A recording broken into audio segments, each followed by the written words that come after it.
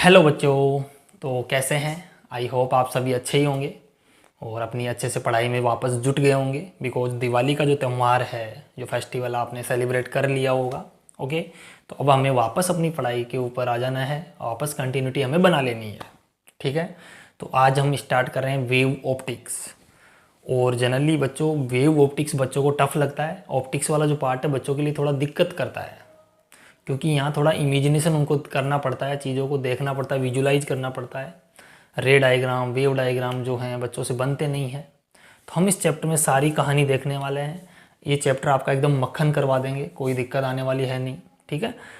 दूसरी बात बच्चों, आपकी जो एग्ज़ाम्स हैं आरबीएसई बोर्ड के या सीबीएसई बोर्ड के, दोनों ही एग्ज़ाम आई थिंक इस बार फरवरी में होने जा रहे हैं। आरबीएसई बोर्ड पहली बार ऐसा कर रहा है कि वो फरवरी में एग्ज़ाम करवा रहा है।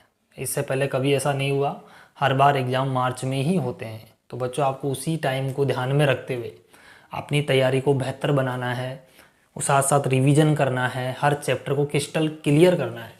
ठीक है, तो इसी को ध्यान में रखते हुए हमने ये सीरीज स्टार्ट की है, जिसमें हम रिवीजन करेंगे हर चैप्टर का। और मैं तो कहूँ रिवीजन क्या, अगर कोई बच्चा स्टार्टिंग से ही पढ़ रहा है तो उसका कोई टॉपिक छोड़ूंगा नहीं, मैं अच्छे से डिटेल में करवा रहा हूँ। पर्टिकुलर पूरे नोट्स बनवा रहा हूँ। सारे नोट्स आप देखोगे आगे, मैंने पूरी स्लाइड यहाँ पर बना के मैं लेके आया हूँ आपके लिए। देखो अच्छे से पूरा स्लाइड वाइज नोट्स मैंने बनाए हैं। ऐसे ही कैसे बोर्ड एग्जाम में आपको लिख के आना है बच्चों। ठीक है ना। तो इस जो चैनल के ऊपर आपको बने रहना है, अपने दोस्तों को भी शेयर कर देना है ताकि वो भी इसका फ़ायदा उठा सकें, और ऐसे ही मुस्कुराते हुए चेहरे के साथ पढ़ते रहना है। ओके, घबराना बिल्कुल नहीं है, फिजिक्स आपको फील करा देंगे, ये गारंटी है। ओके, स्टार्ट करें। तो आज हम सबसे पहले इसमें बात करेंगे इंट्रोडक्शन की। आपने जैसा कि थंबनेल देखा है, इंट्रोडक्शन होना है सबसे पहले। उसके बाद हम बात करेंगे वेव फ्रंट की। उसके बाद हम बात करेंगे हाइगन प्रिंसिपल, और उसके जस्ट बाद बात करेंगे रिफ्लेक्शन एंड रिफ्रैक्शन। ओके, तो सबसे पहले बात करें इंट्रोडक्शन। तो इस चैप्टर में हम चैप्टर का नाम देखते हैं वेव ऑप्टिक्स। तो वेव ऑप्टिक्स जनरली वेव के बारे में बात करता है। और जनरली वेव किसको कहा जा रहा है यहाँ? लाइट को। ऑप्टिक्स जो वर्ड है वो लाइट के लिए है यहाँ पर। आपने इससे जस्ट पहले वाला चैप्टर पढ़ा होगा, उसमें आपने लाइट को रे माना है। क्या मान के चले आप? रे ऑप्टिक्स, तभी उसको नाम पड़ा रे ऑप्टिक्स।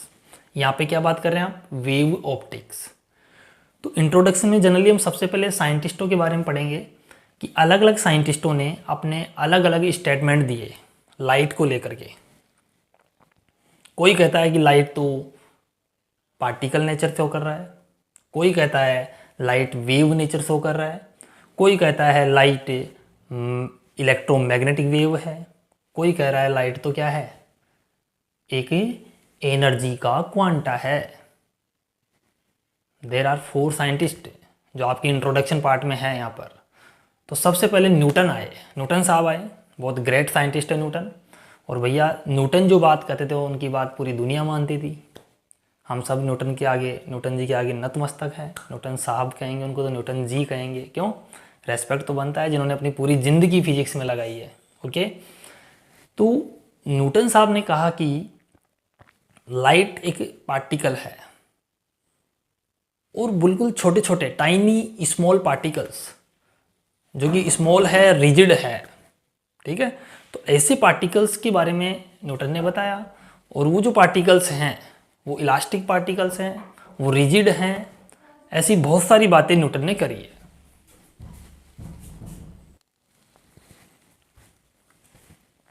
ठीक है, तो लाइट को न्यूटन ने पार्टिकल नेचर कहा है।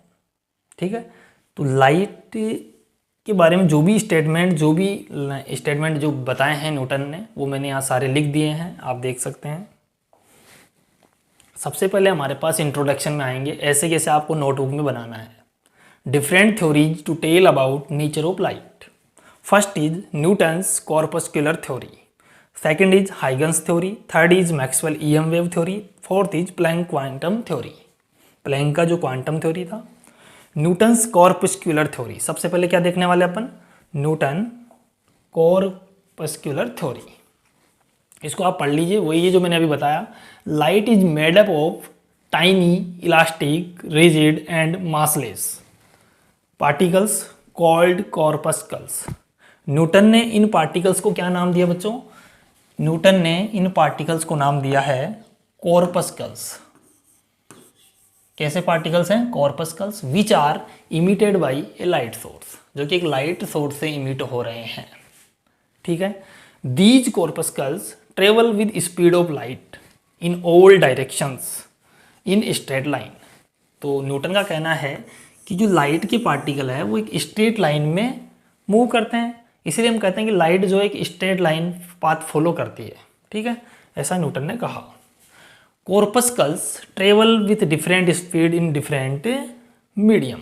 ये जो कॉर्पस्कल्स है, ये जो छोटे छोटे पार्टिकल्स हैं, ये क्या कर रहे हैं? डिफरेंट स्पीड में डिफरेंट मीडियम के, यानी डिफरेंट मीडियम में डिफरेंट स्पीड से मूव करते हैं। Newton's also said that, Newton ने ये बात गलत कर दी। बस सबसे गलती यही थी न्यूटन की सबसे ज़्यादा। उन्होंने क्या कह दिया कि स्पीड जो है डेंसर मीडियम में कम होती है as compare to rarer medium. जबकि आज आप क्या पढ़ते हैं कि डेंसर मीडियम में लाइट की स्पीड कम होती है। ठीक है, एक मिनट रुकना, यहाँ पर थोड़ा मिस्टेक किया है मैंने। ये जो साइन है इसको आप सही करें।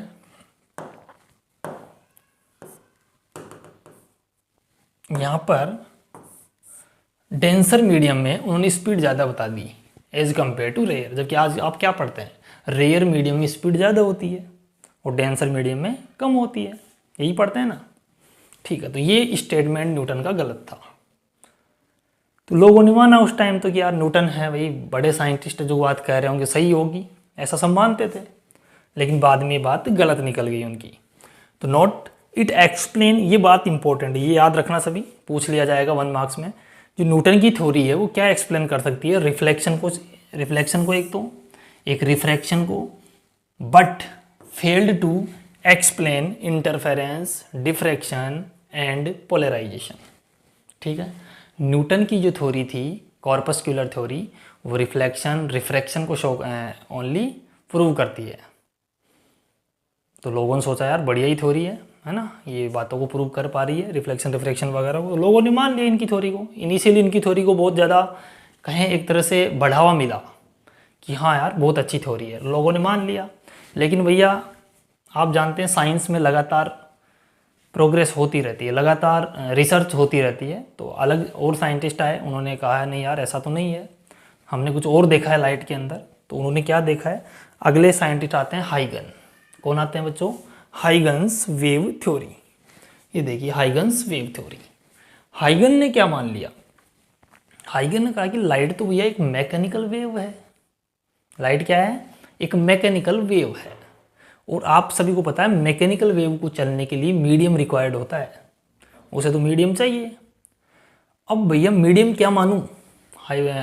हाइगन ने कहा कि मीडियम आप ऐसा मान लीजिए जिस पूरे यूनिवर्स में फैला हुआ है, that is called as ether. हाइगन ने कहा इस पूरे यूनिवर्स में ईथर फैला हुआ है। क्या फैला हुआ है? ईथर। बाद में पता पड़ा कि ईथर नाम की तो कोई चीज़ एग्जिस्ट ही नहीं करती है। ऐसा क्या मीडियम हो गया भाई, ईथर चारों तरफ फैला हुआ है? ऐसा थोड़ी हो सकता है, कहाँ फैला हुआ है यूनिवर्स में ईथर?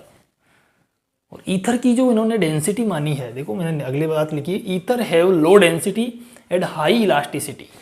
ये वेव के लिए एक कहें तो लाइट वेव को चलने के लिए जो मीडियम की प्रॉपर्टी वो है, आपने 11th में पढ़ी होगी है कि अगर लो डेंसिटी रहेगी मीडियम की तो वेव आसानी से प्रोपोगेट कर पाएगी, और हाई इलास्टिसिटी रहेगी तो आसानी से वो वेव जो है एनर्जी पजेज कर पाएगी वहाँ पे। ठीक है, एनर्जी एक्वायर करेगी। तो इलास्टिसिटी हाई होनी चाहिए और लो डेंसिटी होनी चाहिए। तो ये हमारे पास हाइगन्स की वेव थ्योरी थी। तो हाइगन की वेव थ्योरी में मोटा मोटा क्या याद रखेंगे आप कि उन्होंने लाइट को मैकेनिकल वेव माना। मैकेनिकल वेव को चलने के लिए मीडियम चाहिए, वो मीडियम हाइगन ने क्या माना? ईथर माना। और ईथर इस पूरे यूनिवर्स में फैला हुआ है, उन्होंने ऐसा कहा। और ईथर की क्या प्रॉपर्टी उन्होंने बताई कि क्या होनी चाहिए? हाई तो हमारे पास इलास्टिसिटी और लो डेंसिटी। डेंसिटी लो होना चाहिए, क्योंकि अगर डेंसिटी लो होगा ईथर का तो वेव आसानी से प्रोपोगेट कर जाएगी। और इलास्टिसिटी हाई होगा तो उसके अंदर एनर्जी स्टोर करने की जो लिमिट है वो ज़्यादा हो जाएगी। ओके, तो ये हमारे पास हाइगन की थ्योरी का स्टेटमेंट था। अब मैं आपको न्यूटन कॉर्पस्कुलर थ्योरी का एक एनिमेशन दिखा देता हूँ। ठीक है, हमारे पास ये न्यूटन थ्योरी थी, इसका आपको एक एनिमेशन में दिखा देता हूँ।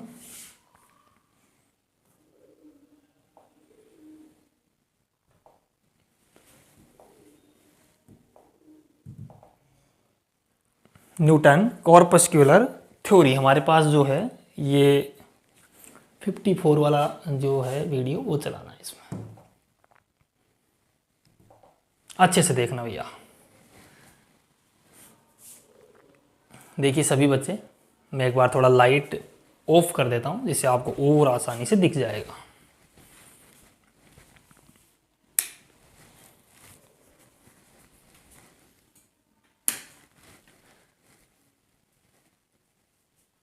देखिए बच्चों, हमारे पास लाइट के पार्टिकल्स जा रहे हैं, ये किसी सोर्स से इमिट हो रही है लाइट। ये जो छोटे छोटे पार्टिकल दिख रहे हैं ना, इन्हीं को कॉर्पस्कल्स बोला उन्होंने।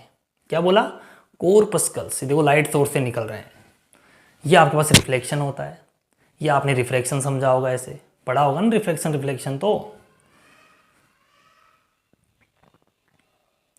अब देखो न्यूटन ने क्या कहा कि एक बॉल है, उसको आपने फेंका दीवार पे। अगर आपने सीधा फेंका तो सीधी आ जाएगी। देखो एकदम नॉर्मल क्या लॉन्ग, एकदम किसी एंगल से नहीं फेंका आपने, सीधा फेंका तो वापस सीधी आ गई। लेकिन अगर, समझना आप ध्यान से, अगर लेकिन आप किसी एंगल पे उसको फेंकते हैं, देखिए किसी एंगल से आप अगर उसको फेंकते हैं तो उसी एंगल से वापस आ जाएगी। देखो that is called as reflection. ये तो आपने पढ़ा ही है। तो न्यूटन ने यही कहा कि जो पार्टिकल्स है किसी एंगल पे फेंकोगे तो उसी एंगल से वापस आ जाएगा। उन्होंने बॉल को पार्टिकल मान लिया यहाँ पे, एक एग्जाम्पल उन्होंने दिया है ऐसा, ठीक है ना। तो आई थिंक समझ में आ रही होगी बात सभी को। अच्छे से देखो लेक्चर, इस वीडियो को आप। ये आपका रिफ्लेक्शन का पूरा फिनोमिना होता है। एंगल ऑफ इंसिडेंस जो है एंगल ऑफ रिफ्लेक्शन के इक्वल होता है। हमारे पास जब रिफ्रैक्शन हम पढ़ते हैं तो दो मीडियम की बात करते हैं, एक होता है रेयर मीडियम, एक होता है डेंसर मीडियम। आपको पता ही है, जब रेयर टू डेंसर जाती है लाइट तो स्पीड क्या हो जाती है? कम हो जाती है। बट न्यूटन ने तो क्या माना? इसको ज़्यादा मान लिया था, जो कि उनका एक गलत अजम्पशन था वहाँ पे। देखो नीचे लिखा हुआ भी स्टेटमेंट आप पढ़ सकते हैं। तो आई होप आपको इस वीडियो से थोड़ा कुछ समझ में आया होगा, ऐसा मैं मान सकता हूँ। ठीक है बच्चों, तो अब वापस मैं आता हूँ अपने पॉइंट पे।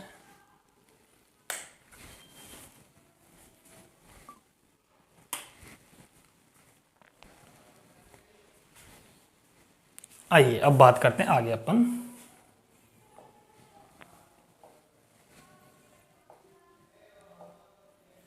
ठीक है, तो ये न्यूटन्स कॉर्पस्कुलर थ्योरी हो गई। अगला देखो अपने पास, ये हो गया हाइगन वेव थ्योरी। अगली बात करते हैं मैक्सवेल की इलेक्ट्रोमैग्नेटिक वेव थ्योरी। तो अगला जो साइंटिस्ट आया वो मैक्सवेल आए। अब मैक्सवेल ने कहा भाई न्यूटन जी आप मान रहे हो कि लाइट पार्टिकल है, हाइगन साहब आप मान रहे हो लाइट वेव है, तो मैं भी कुछ ऐसा अलग मान लूँ आपसे, मेरी बात कैसे बनेगी फिर? तो भैया मैक्सवेल ने कहा कि light is an electromagnetic wave, that is EM wave. और भैया ईएम वेव जो है उसको चलने के लिए मीडियम रिक्वायर्ड ही नहीं होता। लो सुनो नई बात। हाइगन जी आप इथर इथर इथर कर रहे थे, कहाँ से लाओगे इतना इथर? इस मीडियम में कहाँ से फैलाओगे इतना इथर? तो अब मैक्सवेल ने कहा कि हम तो बिना ऐसी वेव कंसिडर कर रहे हैं जिसको मीडियम ही नहीं चाहिए। तो उन्होंने कहा कि लाइट तो एक इलेक्ट्रोमैग्नेटिक वेव है जिसको प्रोपोगेट होने के लिए मीडियम चाहिए नहीं। और भैया इनका जो थ्योरी था, उन्होंने रिफ्लेक्शन, रिफ्रैक्शन, अपने पास जो है पोलराइजेशन, इंटरफेरेंस सबको प्रूव कर दिया। हालांकि हाइगन की थ्योरी ने भी रिफ्लेक्शन, रिफ्रैक्शन, इंटरफेरेंस, डिफ्रैक्शन तक को जो है प्रूव कर दिया था। लेकिन हाइगन की थ्योरी कहाँ फेल हुई थी? वो पोलराइजेशन को शो नहीं कर पाई कि पोलराइजेशन क्या है, तो उनका जो थ्योरी है वो वहीं पे फेल हो गया। लेकिन जैसे ही मैक्सवेल आए तो मैक्सवेल ने कहा कि लाइट तो एक इलेक्ट्रोमैग्नेटिक वेव है। और आप सभी जानते हैं इलेक्ट्रोमैग्नेटिक वेव क्या होती है। इसमें क्या होता है, एक ई वेक्टर होता है, एक बी वेक्टर होता है। इलेक्ट्रिक फील्ड और मैग्नेटिक फील्ड, ये दोनों आपस में परपेंडिकुलर होते हैं एक दूसरे के, और इस प्रोपोगेशन डायरेक्शन के भी परपेंडिकुलर होते हैं। इन देखो ऐसे है, बी ऐसे और ये ई, देख रहे हो आप, यानी ऐसे देख रहे हो, हाथ मेरा इधर आ रहा है, दैट इज बी वेक्टर, ये ई वेक्टर और ये प्रोपोगेशन। तो ऐसे चलना पड़ेगा। देखो ऐसे मैं बता देता हूँ, अगर आप मेरे हाथों को देखें तो देखो मेरा ये हाथ दैट इज बी वेक्टर और दिस इज ई वेक्टर। देखो वेव वेव कैसे चलेगी, देखो वेव चला के दिखाता हूँ। तो मैं चल रहा हूँ ऐसे, ये क्या चल रही है, वेव चल रही है, देखो अच्छे से, this is V vector, this is E vector and this is, जो मेरा मूव जिस तरफ मैं जा रहा हूँ वो डायरेक्शन ऑफ प्रोपोगेशन, यानी वेव की प्रोपोगेशन की डायरेक्शन। तो भैया कोई डांस नहीं है, ये वेव की वेव को चला रहा हूँ ना, this is E M wave. तो ऐसे वेव चलेगी, this is B vector, this is E vector और this is direction of propagation. तो आप देखो तीनों कैसे दिख रहे हैं आपको, perpendicular to each other. Okay, तो आई होप आपको समझ में आई होगी। तो ये वेव होती है electromagnetic wave. E vector, this is B vector, और अगर इसका अच्छे से डायग्राम देखना चाहो, दिस इज रेडीमेड डायग्राम। आजकल के बच्चों को रेडीमेड चाहिए हर चीज़, दिस इज रेडीमेड, एकदम बना बनाया, और ये मेरे खुद का बनाया हुआ। ओके, तो ये मैक्सवेल की ईएम थ्योरी है, ज़्यादा कुछ खास नहीं है। हालांकि इलेक्ट्रोमैग्नेटिक थ्योरी के बारे में, ईएम वेव के बारे में अब चैप्टर नंबर 8 में पढ़ेंगे, जो कि आपकी फर्स्ट बुक है, उसका लास्ट चैप्टर। ओके, चलें आगे।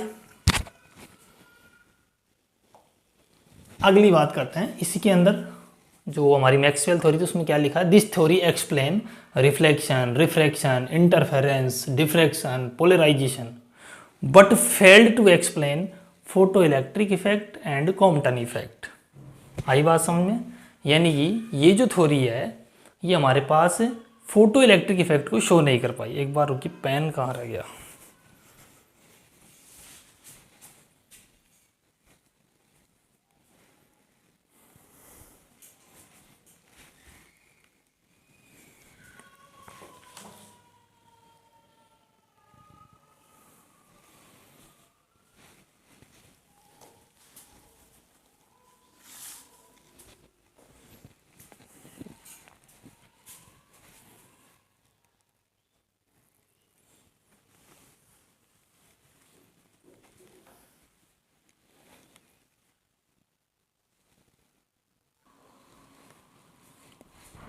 ठीक है, तो ये जो थ्योरी हमारे पास किस किस को शो नहीं कर पाई, कहाँ फेल हुई थ्योरी? देखो ये थ्योरी हमारे पास एक तो हो गई फोटो इलेक्ट्रिक इफेक्ट को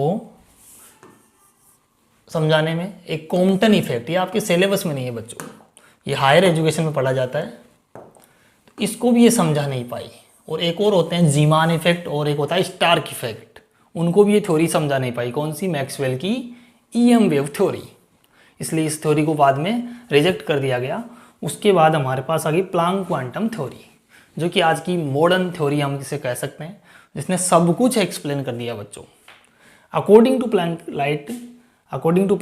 light is in form of packets or bundles of energy. These packets are known as quanta of light. These quanta is known as photon and energy of each quanta or photon is given by E is equal to H nu, E equal to NH nu. आप जानते हैं, आपने chapter number 11 तो पढ़ लिया होगा किसी ने, कि फोटोन की एनर्जी ये होती है E equal to H nu. H क्या है? प्लैंक कांस्टेंट, और न्यू है फ्रीक्वेंसी। तो अब सीधी सी मैं मोटी मोटी बात अगर आपको समझा दूं कि प्लांक ने क्या क्या कहा कि लाइट जो है छोटे छोटे पाउच के फॉर्म में है। जैसे आप किसी शॉप पे जाते हैं और वहाँ किसी भी पैकेट के पाउच, यानी किसी भी मटेरियल के, कोई मान लो कुरकुरे लेने जा रहे हैं आप, तो कुरकुरे के पाउच देखते हो बहुत सारे, मान लो एक बंडल में पूरे पाउच है मान लो 20। जब आप दुकानदार से जाते हो, कहते हो भैया 2 पाउच दे दो, तो आप, वो दुकानदार आपको 2 पाउच तोड़ के देता है। कभी आपने दुकानदार को ऐसे जाके बोला है 2.5 पाउच दे दो भैया? दुकानदार बोलेगा लपड़ मारूंगा एक, आधा मैं खाऊंगा क्या? तो या तो आपको 2 पाउच लेने पड़ेंगे, या फिर आपको 3 पाउच लेने पड़ेंगे। आप 2.5 पाउच नहीं ले सकते, आप 1.5 पाउच नहीं ले सकते। इसी प्रकार ये जो क्वांटम थ्योरी है, ये लाइट के या लाइट की एनर्जी की क्वांटाइजेशन को शो करती है। जैसे आपने इलेक्ट्रोस्टैटिक में पढ़ा होगा, चार्ज क्वांटाइजेशन, इलेक्ट्रॉन को आप 1 इलेक्ट्रॉन ट्रांसफर कर सकते हैं 2, 3, 4। आप कभी 2.5, 1.5, 3.5 इलेक्ट्रॉन ट्रांसफर नहीं कर सकते बच्चों।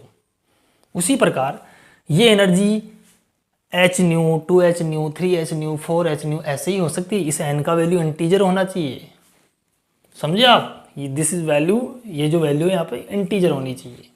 तो यानी क्वांटाइजेशन को शो करती है। यानी कि देखो लाइट ऐसे छोटे छोटे पार्टिकल, छोटे छोटे बंडल्स के फॉर्म में होती है। ऐसे ये पाउच ही तो है, किसी के पाउच मान लो पानी के, दूध के, लेकिन यहाँ पे एनर्जी के पाउच है। प्लांक के अनुसार इन सब में एनर्जी भरी हुई है, और प्रत्येक पाउच की, ईच पाउच की जो एनर्जी है वो है एच न्यू। अगर 5 पाउच है तो कितनी हो गई, 5 एच न्यू। मान लो n पाउच है तो एन एच न्यू हो जाएगी। ओके, तो आई होप आपको प्लांक थ्योरी भी समझ में आ गई होगी। ये हमारे इस पूरे चैप्टर का क्या था, इंट्रोडक्शन था बच्चों, जिसमें हमने 4 थ्योरीज को पढ़ लिया है। कौन कौन सी, Newton's corpuscular theory, Huygens theory, Maxwell EM wave theory, और कौन सी पढ़ी है, प्लांक क्वांटम थ्योरी। न्यूटन ने क्या कहा, न्यूटन साहब ने बोला कि लाइट तो एक पार्टिकल है। हाइगन ने क्या कहा, लाइट तो एक वेव है, मैकेनिकल वेव है, जिसको चलने के लिए मीडियम चाहिए, मीडियम में ईथर मान लेता हूँ, इस पूरे यूनिवर्स में ईथर फैला हुआ है। फिर नए साइंटिस्ट आए मैक्सवेल ने कहा कि मैं ऐसी वेव मानूंगा जिसको कोई मीडियम ही नहीं चाहिए, बिल्कुल छू मंत्र होके चलेगी, विदाउट मीडियम चलेगी, तो that is known as electromagnetic wave. फिर अगले साइंटिस्ट आए प्लांक ने कहा कि नहीं भैया, लाइट तो एनर्जी का पैकेट है, ये तो एक फोटोन के फॉर्म में चलता है, छोटे छोटे पार्टिकल जो है छोटे छोटे पैकेट्स के फॉर्म में, हर पैकेट में एनर्जी भरी हुई है, हर पैकेट की एनर्जी E = h न्यू है। ऐसा किसने कहा, प्लांक ने। हालांकि ये जो थ्योरी है इसको हम ज़्यादा यहाँ पढ़ते नहीं, हमारे सिलेबस में यहीं तक है, लेकिन प्लांक थ्योरी भी आपको जानना जरूरी है, क्योंकि लाइट के बारे में ये भी बताता है। इसको आप चैप्टर नंबर 11 में पढ़ते हैं। वैसे तो जब आप फोटो इलेक्ट्रिक इफेक्ट को समझाते हैं तो इसी फॉर्मूले का यूज करते हैं आप, क्योंकि वहाँ लाइट को पार्टिकल मान रखा आपने। पार्टिकल का मतलब छोटे छोटे पैकेट मान रखा है, क्वांटा मान रखा है। मॉडर्न थ्योरी से हम इसको समझा सकते हैं, क्योंकि ये थ्योरी तो फेल हो गई, फोटो इलेक्ट्रिक इफेक्ट को समझा ही नहीं सकती ना। जबकि आपको फोटो इलेक्ट्रिक इफेक्ट अगर समझाना है तो आपको ये थ्योरी काम में लेनी पड़ेगी। ओके, तो आपको ऐसे किसी नोट्स बनाने पर्टिकुलर, सभी बच्चों को ध्यान से सुन लेना, ऐसे ही बोर्ड में लिख के आना अगर किसी भी थ्योरी के बारे में पूछा जाता है तो। ओहो, नया टॉपिक आ गया बच्चों, वेव फ्रंट। अब हम नई दुनिया में चलेंगे, वेव फ्रंट। हमने प्रीवियस चैप्टर में रे के बारे में पढ़ा, लाइट रे। अब हम पढ़ेंगे लाइट वेव, और उसी का एक नया फॉर्म है वेव फ्रंट। क्या चीज़ है वेव फ्रंट, समझने की कोशिश करते हैं। तो बच्चों, वेव फ्रंट एक वो लोकस है, मैं कहूँ, मान लीजिए ये कोई लाइट सोर्स है, ये लाइट सोर्स है कोई। इस लाइट सोर्स से इस तरफ भी लाइट जाएगी, इस लाइट सोर्स से इधर भी लाइट जाएगी, इधर भी जाएगी, इधर भी जाएगी, और इधर भी जाएगी, और हर चारों तरफ पूरे 3D स्पेस में लाइट फैलेगी चारों तरफ। तो अगर आप इन पॉइंट्स को मिला देंगे,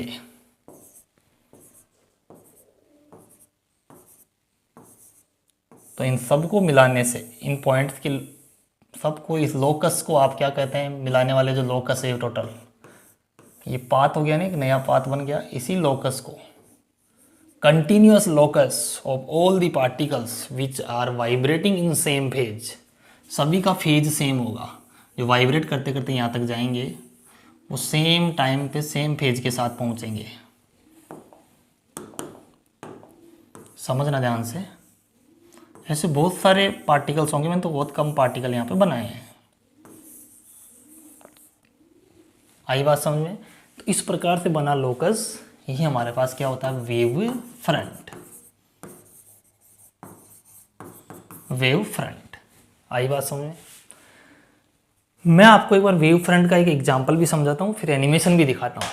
क्योंकि बच्चों ये जो लेक्चर है ना, देखिए यूट्यूब पे काफ़ी सारे लेक्चर्स हैं, बट एक तो फील करना, चीज़ों को फील करना ज़रूरी है, और पर्टिकुलर नोट्स भी लिखवाना बच्चों को, ये भी ज़रूरी है। क्योंकि बच्चों को ये पता ही नहीं होता कि एग्ज़ाम में कैसे लिखना है। फील तो बहुत अच्छे से कर लेते हैं, वो बहुत कुछ फील कर लेते हैं, हमसे भी ज़्यादा फील कर लेते हैं, वो पता नहीं क्या क्या, बट एग्ज़ाम में कैसे लिखना है उनका पेन चलता नहीं कॉपी के अंदर। तो हर चीज़ आपको सिखाई जा रही है। तो कहने का मतलब, वेव फ्रंट को हम इस प्रकार से डिफाइन कर सकते हैं कि कंटिन्यूअस लोकस, किसी सोर्स से निकलने वाले वो सारे पार्टिकल्स, वो सारे लाइट के पार्टिकल्स, सारी वो वेव लेट्स यहाँ से जो निकलेगी, उन सभी का जो लोकस है वो सेम टाइम पे सेम फेज के साथ वाइब्रेट करता हुआ जाए। तो अगर इन सब अंगुलियों को मैं ऐसे घुमा के देखूँ तो एक वेव फ्रंट मिल गया। क्या आपको मिल पा रहा है वेव फ्रंट? तो इसे हम वेव फ्रंट कहते हैं। आइए हम इसको समझ लेते हैं। एक एग्जाम्पल के थ्रू, एक एनिमेशन के थ्रू हम समझते हैं, ठीक है। और ये जो हमारा वेव फ्रंट का जो लेक्चर वीडियो 45 वाला कहाँ है, देखिए बच्चों, इसको मैं एक बार लाइट ऑफ कर देता हूँ।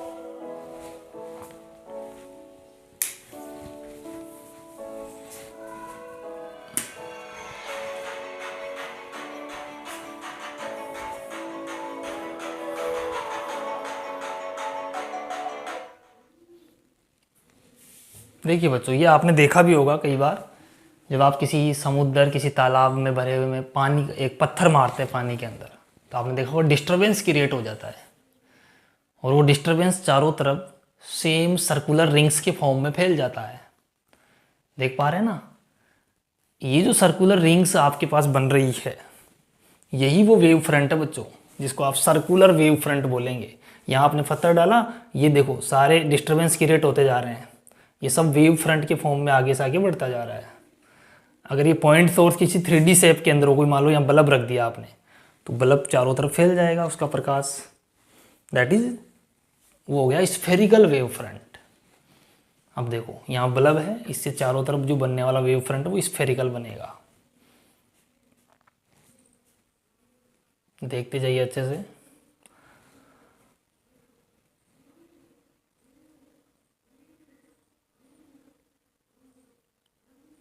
देख रहे हो बच्चों कैसे लाइट आगे बढ़ रही है वेव फ्रंट के फॉर्म में।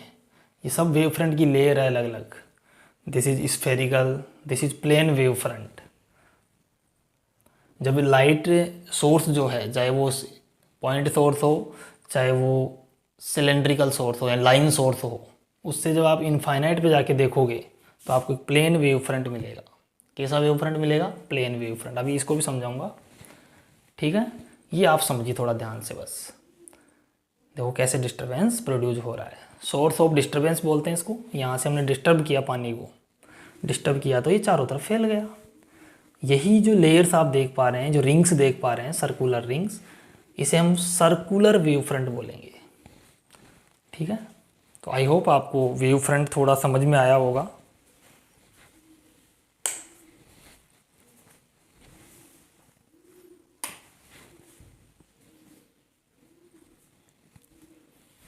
ठीक है, वेव फ्रंट आपको समझ में आया होगा।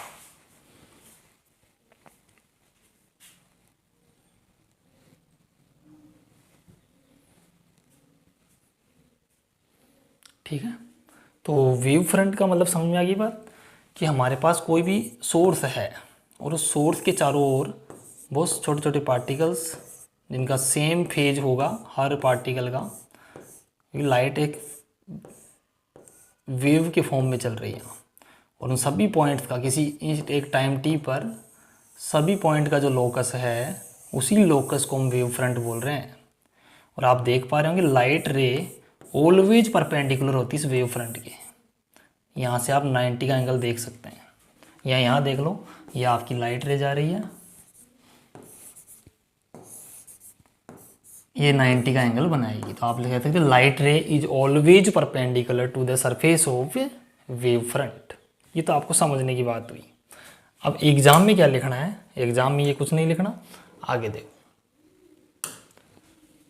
वेव फ्रंट की definition, a wave front is defined as the continuous locus of those particle of a medium.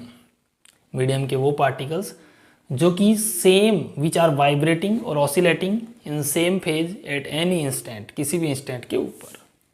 Depending on the shape of source of light, wave front can be different types. इसका मतलब क्या हुआ, ये भी मैं आपको समझा देता हूँ। थोड़ा बैक पीछे वाली स्लाइड पे देखो आप। अगर मेरे पास, समझो पहले, अगर मेरे पास कोई पॉइंट सोर्स है बच्चों, देखना, अगर कोई पॉइंट सोर्स है तो इससे जो हमारे पास वेव फ्रंट बनेगा वो स्फेरिकल बनेगा। कैसा बनेगा? क्योंकि इससे निकलने वाले ये यहाँ पर मान लीजिए पॉइंट को, सारे जो भी हमारे पास पार्टिकल है, जो भी रे है, वो इस फॉर्म में जाएगी। मीडियम के पार्टिकल सेम फेज में होंगे। अभी आपने पानी वाला एग्जाम्पल देखा।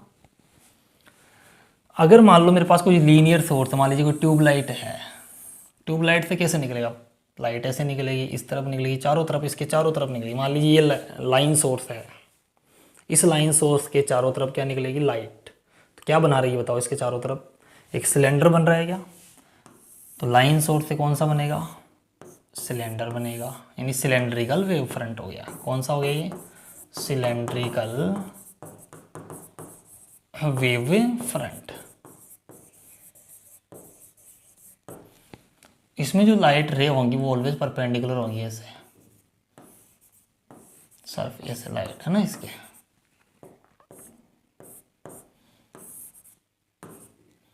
याद रखना है ऐसा, ये लाइट रे, इसको लाइट वेव भी बोल देते हैं, ठीक है। तो ये हमारे पास हो गई क्या, सर्कुलर वेव फ्रंट, ये सॉरी ये सर्कुलर या सिलेंड्रिकल भी बोल सकते हैं इसको अगर 3D में है तो। ये कौन सा है, सिलेंड्रिकल। और एक हमारे पास वेव फ्रंट होता है बच्चों, plane wave front. Plane wave front में क्या होता है, अगर लाइन सोर्स या फिर आपका पॉइंट सोर्स बहुत इनफाइनाइट पे हो, अगर मान लो पॉइंट सोर्स को ले लो आप, तो आप क्या देखोगे, वेव फ्रंट ऐसे बनेगा। और इनफाइनाइट पे अगर जाएं, ये बहुत आगे जाएं, तो आप देखोगे इसका एक स्मॉल पोर्शन आप ले लो इतना इतना, तो आपको कैसा दिखेगा, एक प्लेन के फॉर्म में दिखेगा। बहुत दूर चला जाए इस पॉइंट से, तो जो लास्ट वाला वेव फ्रंट है वो उसका स्मॉल पार्ट अगर आप देखोगे तो कैसा दिखेगा, एक प्लेन के फॉर्म में दिखेगा। That is known as plane wave front. Okay, तो ये सारी पॉइंट्स यही लिखे हैं, ये नोट देख लो। पहले depending on the shape of source, यानी जैसा शेप सोर्स का शेप होगा वैसे ही वेव फ्रंट का शेप होगा। Shape of wave front depend on shape of source. आपने देखा लाइन सोर्स था तो हमारे पास सिलेंड्रिकल बन रहा था, पॉइंट सोर्स था तो स्फेरिकल बन रहा था। The direction of light ray is always perpendicular to the wave front and in outward direction from the source. ये लास्ट वाला स्टेटमेंट भी देखो, हमेशा परपेंडिकुलर और आउटवर्ड होगी किससे, ये सोर्स है, ये क्या है, सोर्स, लाइट सोर्स। इसमें ये बीच वाला लाइन क्या है, लाइट सोर्स, लाइट सोर्स, ठीक है। और उसमें लाइट सोर्स हमारे पास या तो पॉइंट सोर्स होगा या लाइन सोर्स होगा। ओके, और परपेंडिकुलर हमेशा आउटवर्ड डायरेक्शन, ऐसे ध्यान रखें। तो ये इंपॉर्टेंट, बहुत काम आएगी आगे जब अपन वेव फ्रंट बनाएंगे, रिफ्लेक्शन रिफ्लेक्शन वगैरह के। ओके, तो यहाँ तक डन हुआ वेव फ्रंट है ना। The direction of light ray is always perpendicular to the wave front and in outward direction from the source.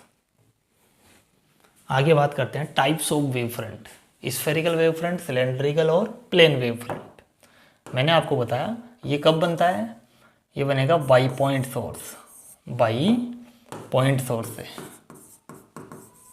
मोटी मोटी बातें याद होनी चाहिए, थ्योरी तो आप लिख दोगे अपने आप, जो कि थ्योरी में आपको लिखवा रहा हूँ। सिलेंड्रिकल वेव फ्रंट में क्या होना चाहिए, किससे बनता है ये, बाई लाइन सोर्स से, by line source. Plane wave front कब बनता है, व्हेन पॉइंट सोर्स और लाइन सोर्स दोनों हो सकते हैं इसमें, आर एट इन्फिनिटी,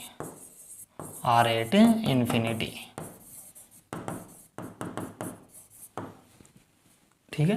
तीनों का अगर मैं डायग्राम आपके लिए बनाऊं तो ये हमारे पास मान लो ये पॉइंट सोर्स है,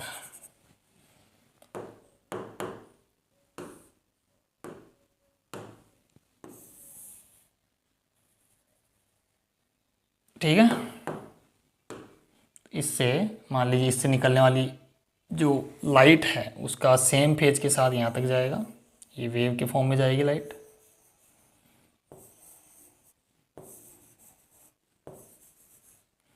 सेम फेज होगा, ऐसा नहीं कोई आगे चली गई कोई पीछे चली गई, ऐसा नहीं होगा, फिर वो वेव फ्रंट नहीं है। तभी तो एक सेम सिमेट्रिकल शेप बना पाएगी, अदरवाइज तो आगे पीछे हो जाएंगे तो, ठीक है ऐसे। और इनसे जो वेव अगर ऐसा कंसिडर करूं तो wave always perpendicular to the wave front.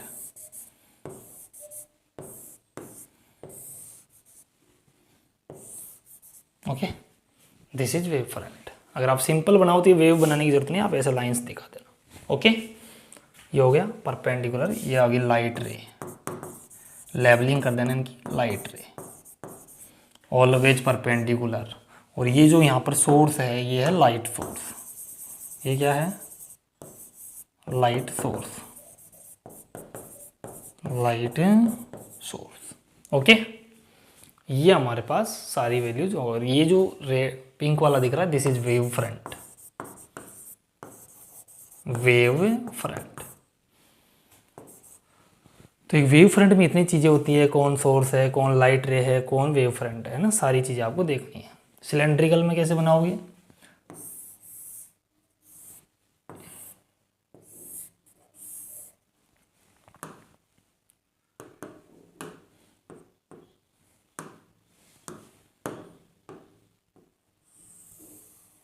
Okay, ये हमारे पास लाइन सोर्स है। कौन सा सोर्स है?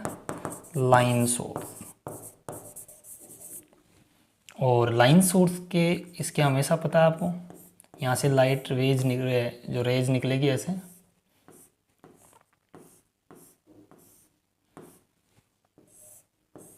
इसके चारों तरफ सर्कुलर कर पार्ट है ना, इनके चारों तरफ फैलेगी इसमें। और ऑलवेज परपेंडिकुलर, लाइट रे वेव फ्रंट के परपेंडिकुलर है। ओके, ये जो आप देख रहे हैं येलो वाला this is wave front. Cylindrical, cylindrical wave front. ऐसे प्लेन वेव फ्रंट आपको पता ही है। प्लेन वेव फ्रंट को जो हमारा शो करने का तरीका है वो देख लो। आपको डायग्राम बनाने है नोटबुक में, ऐसे कैसे बनाना टाइप।